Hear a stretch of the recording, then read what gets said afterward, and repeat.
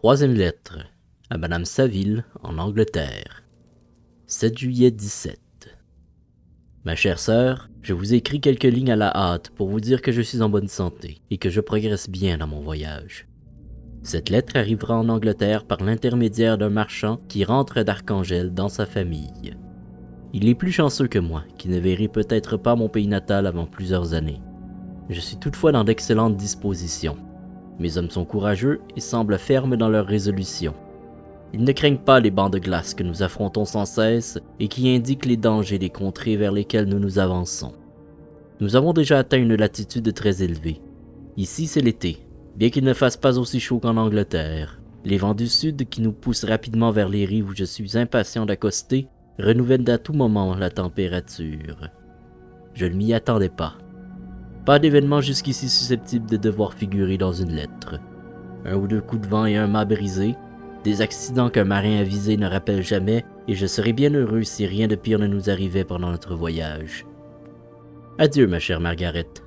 Soyez rassurée que par amour pour vous et pour moi-même, je n'irai pas aveuglément à la rencontre du danger. Je resterai froid, persévérant et prudent. Mais le succès viendra couronner mes efforts. Pourquoi pas? Jusqu'à ce jour, j'ai progressé, j'ai tracé un chemin sûr à travers les mers, et les étoiles elles-mêmes peuvent être les témoins de mon triomphe. Et d'ailleurs, pourquoi n'aurais-je progressé? Si les éléments, même s'ils sont hostiles, le permettent. Qui peut arrêter un cœur déterminé et un homme résolu à tout? Contre mon gré, mon cœur s'épanche de lui-même. Mais je dois finir. Que le ciel vous bénisse, ma sœur chérie. R.W. Quatrième lettre, à Madame Saville, en Angleterre. 5 août 17. L'événement que nous venons de vivre est si étrange que je ne peux pas m'empêcher de vous le rapporter, même s'il est probable que nous allons nous revoir avant même que cette lettre soit parvenue en votre possession. Lundi dernier, le 31 juillet, nous étions presque entourés par la glace qui encerclait notre navire de toutes parts, lui laissant à peine un espace où il flottait. Notre situation était extrêmement dangereuse, surtout qu'un épais brouillard nous enveloppait. Nous sommes restés sur place, espérant quelques changements, une atmosphère et un temps plus favorable. Vers les 2 heures, le brouillard se dissipa et nous aperçûmes autour de nous d'immenses îlots de glace déchiquetés. Ils semblaient ne pas avoir de bornes.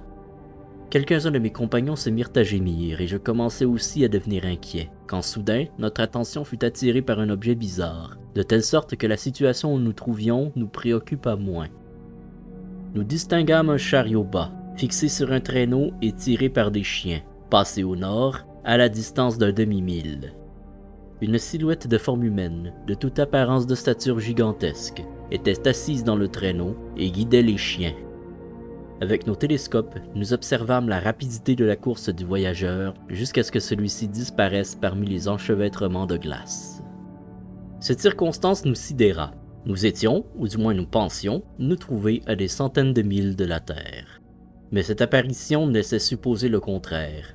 En réalité, nous étions moins loin que nous le croyions. Comme nous étions entourés de glace, il ne nous fut pas possible d'en suivre les traces avec une attention plus soutenue. Environ 2 heures après cette rencontre, nous perçûmes le grondement de la mer, et avant la nuit, la glace se rompit et libéra le navire. Mais nous restâmes sur place jusqu'au matin, de peur de heurter dans l'obscurité ces grandes masses qui dérivent, dès lors que la glace s'est brisée. J'en profitai à ce moment-là pour me reposer quelques heures. Dans la matinée cependant, au point du jour, je montai sur le pont, et trouvai tous les matelots réunis d'un seul côté du navire, comme s'ils parlaient à quelqu'un qui se trouvait dans la mer. Et en effet, un traîneau semblable à celui que nous avions vu avait dérivé vers nous pendant la nuit, sur un énorme morceau de glace. Un seul chien encore était vivant, mais il y avait aussi un homme, auquel les matelots s'adressaient pour qu'il monte à bord. Ce n'était pas, ainsi que l'autre voyageur le paraissait, un habitant sauvage d'une île inconnue, mais un Européen. Lorsque j'arrivai sur le pont, le second lui dit « Voici notre capitaine, il ne vous laissera jamais périr en pleine mer. » En m'apercevant, l'étranger m'adressa la parole en anglais, bien qu'avec un accent étranger. « Avant que je monte à bord de votre vaisseau, dit-il, auriez-vous la bonté de me dire de quel côté vous vous dirigez? » Vous devez concevoir mon étonnement en entendant la question que posait cet homme qui était plongé dans les affaires et à qui mon vaisseau devait paraître comme un bien plus précieux que tous ceux que l'on rencontre sur la terre. Je lui répondis toutefois que nous allions en exploration vers le pôle Nord. Il parut satisfait et accepta de monter à bord. Mon Dieu, Margaret, si vous aviez vu l'homme qui capitulait ainsi pour son salut, vous auriez connu une énorme surprise. Ses membres étaient presque gelés, et son corps était atrocement meurtri par la fatigue et la souffrance. Je n'ai jamais vu un homme dans un tel état. Nous nous efforçâmes de le conduire dans la cabine, mais, dès qu'il ne fut plus en plein air, il perdit connaissance. Nous le ramenâmes aussitôt sur le pont, et, pour qu'il recouvre ses esprits, nous le frottâmes avec de l'eau de vie, et fîmes en sorte qu'il en avale une faible quantité. Petit à petit, il redonna des signes de vie. Nous l'enveloppâmes alors dans les couvertures et nous le plaçâmes près du poêle de la cuisine. Il alla progressivement de mieux en mieux, et prit un peu de potage pour se revigorer. 2 jours se passèrent de la sorte, sans qu'il fût capable de parler, et je craignis souvent que ses souffrances ne l'eussent privé de raison. Lorsqu'il fut quelque peu rétabli, je le conduisis dans ma propre cabine et l'entourai de mes soins, autant qu'il m'était possible de le faire. Je n'ai jamais vu un individu plus curieux. Ses yeux ont d'ordinaire une expression sauvage, comme s'il était fou. Mais à certains moments, pour peu qu'on soit gentil avec lui ou qu'on lui rende quelque service, sa physionomie devient lumineuse, à telle enseigne qu'elle respire un sentiment de bienveillance et de douceur rare. Mais il est plus généralement mélancolique et dépressif, et parfois il grince des dents, à croire qu'il n'a pas le courage de supporter le poids des malheurs qui l'accablent. Quand mon hôte fut dans de meilleures dispositions, j'eus grand-peine à éloigner de lui les hommes qui brûlaient de lui poser 1000 questions. Je ne voulais pas qu'il fût tourmenté par leur vaine curiosité, étant donné que l'amélioration de son état mental et physique dépendait évidemment du repos le plus total. Une fois seulement, le lieutenant lui demanda pourquoi il était venu de si loin sur la glace avec un équipage tellement insolite. Sa physionomie prit aussitôt une expression de profond chagrin et il répondit « Pour poursuivre quelqu'un qui avait pris la fuite. » « Et l'homme que vous poursuiviez, voyageait-il de la même façon? » »« Oui. » « Dans ce cas, je crois que nous l'avons vu. La veille du jour où nous avons recueilli, nous avons aperçu sur une banquise des chiens qui tiraient un traîneau où un homme avait pris place. » Cet échange éveilla l'attention de l'étranger, et il posa une multitude de questions à propos de la route qu'avait suivie le démon, comme il l'appelait. Par la suite, quand il fut seul avec moi, il me dit « J'ai sans aucun doute éveillé votre curiosité, comme aussi celle de ces braves gens, mais vous êtes trop poli pour mener une enquête. C'est vrai, ce serait plutôt impertinent et inhumain, si j'en juge votre état, de vous interroger. Et pourtant, vous m'avez sauvé d'une étrange et périlleuse situation. Vous m'avez généreusement rendu à la vie. » Ensuite, il me demanda si je pensais que la rupture de la glace avait détruit l'autre traîneau.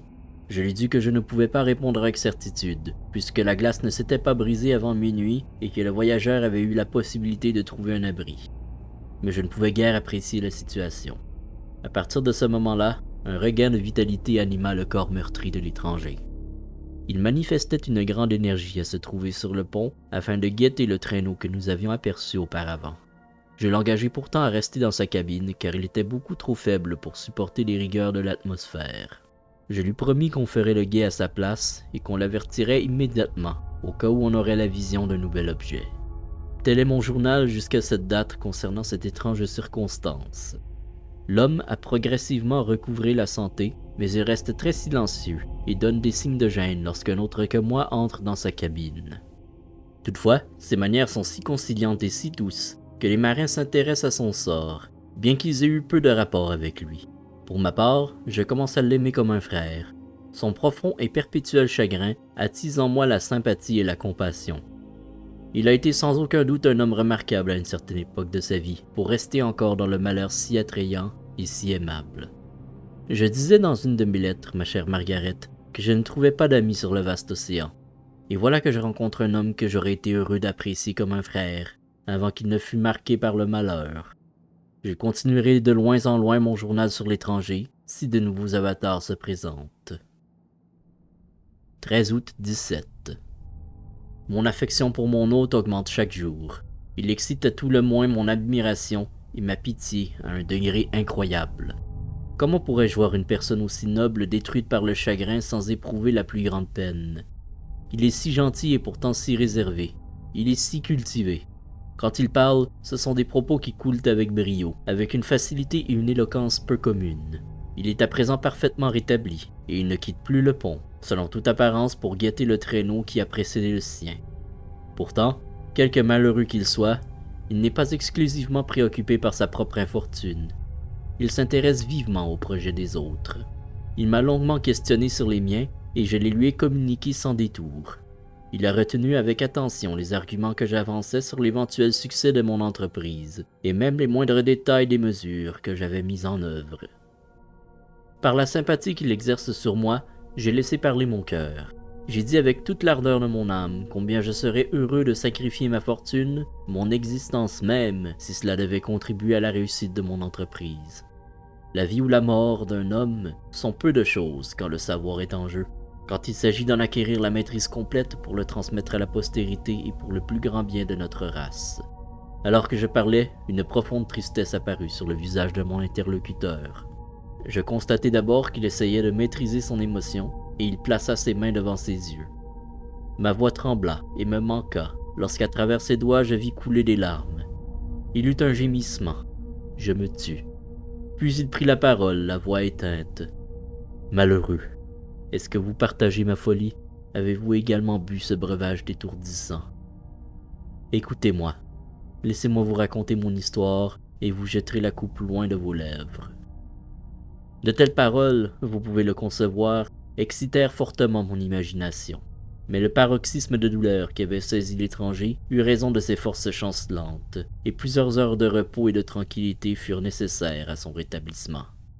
Après cette crise violente, il me donna l'impression de se maudire pour s'être laissé emporter par la passion. Dominant la sombre tyrannie de son désespoir, il me reparla de quelques sujets qui me tenaient à cœur. Il voulut connaître l'histoire de mon enfance, ce fut vite fait. Mais une multitude de pensées m'avait traversé l'esprit. Je lui avouai le besoin que j'éprouvais de rencontrer un ami qui pût sympathiser avec moi, convaincu qu'un homme n'est pas heureux s'il n'a pas cette chance. « Je suis d'accord avec vous, » me répondit l'étranger. « Nous sommes des créatures imparfaites, ne vivant qu'à moitié. Si un être plus sage meilleur, plus cher que nous-mêmes, c'est-à-dire un ami, n'est pas là pour nous aider, pour soutenir nos faiblesses. Autrefois, j'ai eu un ami, la plus noble des créatures humaines, et c'est à ce titre que je suis capable de juger la véritable amitié. Vous avez l'expérience et le monde devant vous. Vous ne devez désespérer de rien, mais moi, j'ai tout perdu, et je ne peux pas refaire ma vie. » Et tandis qu'il me parlait, son visage eut une expression de calme tristesse qui me meurtrit le cœur. Puis il se tut, et bientôt regagna sa cabine. Malgré l'abattement de son esprit, nul ne peut jouir plus vivement que lui des beautés de la nature. Le ciel étoilé, la mer, tous ces spectacles qu'offrent ces régions merveilleuses semblent encore avoir le pouvoir d'élever son âme. Un tel homme a une double existence. Il peut supporter le malheur et être la proie des désillusions. Pourtant, quand il entre en lui-même, il ressemble à un esprit céleste entouré d'un halo qui le protège du chagrin et de la folie. Si vous riez de l'enthousiasme avec lequel je m'exprime sur cet aventurier extraordinaire, c'est parce que vous ne pouvez pas le voir. Vous avez été éduqué, choyé par les livres et la solitude, et vous êtes devenu un peu sceptique. Mais cela devrait vous permettre aussi de mieux apprécier les mérites rares de cet homme extraordinaire. J'ai essayé de découvrir la qualité qu'il possède, celle qui domine chez lui et qui fait qu'il transcende tellement toutes les autres personnes que j'ai connues. Je crois qu'il s'agit d'un discernement intuitif, un sens du jugement rapide et infaillible, une connaissance de la nature des choses à la fois précise et claire, à quoi s'ajoute une facilité d'expression et une voix dont les multiples intonations sont mélodieuses. 19 août 17. L'étranger m'a dit hier: « Vous pouvez constater aisément, capitaine Walton, que j'ai éprouvé de grands et incomparables malheurs. J'étais décidé d'abord à ensevelir à jamais le souvenir de ces mots, mais vous avez changé ma résolution. Vous êtes en quête du savoir et de la sagesse. Je l'ai été aussi. Je souhaite ardemment que l'accomplissement de vos désirs ne devienne pas pour vous, comme ce le fut pour moi, un poison venimeux. J'ignore si la relation de mes déboires pourrait vous être utile. Cependant, lorsque je songe que vous êtes en train de suivre l'itinéraire que j'ai déjà suivi et que vous vous exposez à certains périls qui ne me furent pas épargnés, j'imagine que vous serez en mesure de tirer une morale de mon histoire. Elle sera profitable si vous réussissez. En cas d'échec, ce sera pour vous une consolation. Préparez-vous à entendre des faits qu'on a l'habitude de qualifier de merveilleux. Si nous nous étions trouvés dans un décor moins imposant, j'aurais eu peur de ne pas être cru. Peut-être de vous paraître ridicule, Mais beaucoup de choses paraîtront possibles dans ces régions sauvages et mystérieuses, même si elles devraient faire rire ceux qui ignorent les innombrables pouvoirs de la nature. Mais je ne doute pas que mon histoire ne porte avec elle l'évidence de la vérité des événements qui la composent. Il vous est facile d'imaginer ma joie quand cette proposition m'a été faite, mais je redoutais qu'elle ravive aussi le chagrin et le désespoir de mon hôte. Et pourtant, je brûlais d'entendre la relation promise, moitié par curiosité, moitié parce que j'avais le vif désir d'améliorer son sort, si cela était dans mon pouvoir. J'exprimai ces sentiments dans ma réponse. « Merci pour votre sympathie, me répondit-il, mais ce n'est pas nécessaire. Ma destinée est presque accomplie. Je n'attends plus qu'une seule chose, après quoi je reposerai en paix. Je sais ce qui vous anime, me dit-il encore, comme si j'allais l'interrompre. Mais vous vous méprenez, mon ami, si je puis me permettre de vous appeler ainsi. Rien ne peut changer ma destinée. Écoutez mon histoire et vous comprendrez combien mon sort est irrévocable. » Il me dit alors qu'il entreprendrait son récit le lendemain, dès que j'aurai le temps de l'écouter. Cette promesse lui valut mes remerciements les plus chaleureux. Je résolus de consigner chaque soir, si tant est que j'en aurais le loisir, ce qu'il m'aurait raconté dans la journée, dans les termes les plus exacts que possible. À défaut de quoi, je rédigerai au moins quelques notes. Ce manuscrit vous procurera sans doute le plus grand plaisir. Moi qui ai connu cet homme et qui ai entendu le récit de ses propres lèvres, quel intérêt et quelle sympathie ne vais-je pas y trouver lorsque je le relirai plus tard. Même aujourd'hui, alors que je commence ma tâche, sa voix expressive sonne à mes oreilles. Ses yeux lumineux me regardent avec toute leur douceur mélancolique, et je vois sa main fine qui se soulève lorsqu'il bouge, tandis que ses traits reflètent l'éclat de son âme. Comme cette histoire doit être étrange et bouleversante, à l'instar de la tempête qui s'est abattue sur ce beau navire en pleine course et qui en a fait une épave.